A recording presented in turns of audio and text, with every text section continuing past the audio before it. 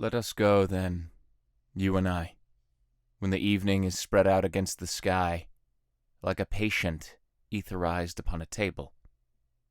Let us go through certain half-deserted streets, the muttering retreats of restless nights and one-night cheap hotels, and sawdust restaurants with oyster shells, streets that follow like a tedious argument of insidious intent, to lead you to an overwhelming question. Oh, do not ask, what is it? Let us go and make our visit. In the room the women come and go, talking of Michelangelo. The yellow fog that rubs its back upon the window panes, the yellow smoke that rubs its muzzle on the window panes, licked its tongue into the corners of the evening, lingered upon the pools that stand in drains, let fall upon its back the soot that falls from chimneys, slipped by the terrace, made a sudden leap, and seeing that it was soft, a soft October night, curled once about the house and fell asleep.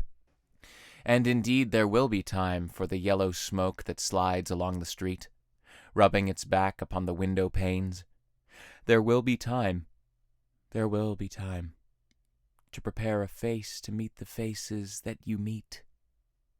There will be time to murder and create, and time for all the works and days of hands that lift and drop a question on your plate. Time for you and time for me, and time for yet 100 indecisions, and for 100 visions and revisions, before taking of toast and tea. In the room the women come and go, talking of Michelangelo. And indeed there will be time to wonder, do I dare, and do I dare? Time to turn back and descend the stair. With a bald spot in the middle of my hair, they will say how his hair is growing thin. My morning coat, my collar mounting firmly to the chin, my necktie rich and modest, but asserted by a simple pin. They will say, but how his arms and legs are thin. Do I dare disturb the universe? In a minute there is time for decisions and revisions which a minute will reverse. For I have known them all already, known them all, have known the evenings, mornings, afternoons. I have measured out my life with coffee spoons. I know the voices dying with a dying fall, beneath the music from a farther room. So how should I presume? And I have known the eyes already, known them all, the eyes that fix you in a formulated phrase. When I am formulated, sprawling on a pin, and when I am pinned and wriggling on the wall, then how should I begin? To spit out all the butt ends of my days and ways, and how should I presume? And I have known the arms already, known them all, arms that are braceleted and white and bare, but in the night lamp, downed with light brown hair. Is it perfume from a dress that makes me so digress? Arms that lie along a table or wrap about a shawl? And how should I presume? And how should I begin? Shall I say I have gone at dusk through narrow streets and watched the smoke that rises from the pipes of lonely men in shirt-sleeves leaning out of windows? I should have been a pair of ragged claws, scuttling across the floors of silent seas. And the afternoon, the evening sleeps so peacefully, smoothed by long fingers, asleep, tired, or it malingers, stretched on the floor here beside you and me. Should I, after tea, and cakes, and ices, have the strength to force the moment to its crisis? But though I have wept and fasted, and wept and prayed, though I have seen my head grown slightly bald, brought in upon a platter, I am no prophet, and here's no great matter.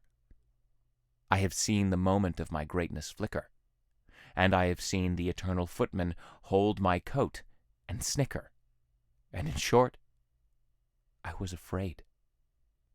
And would it have been worth it, after all? After the cups, the marmalade, the tea, among the porcelain, among some talk of you and me? Would it have been worthwhile? to have bitten off the matter with a smile, to have squeezed the universe into a ball, to roll it toward some overwhelming question.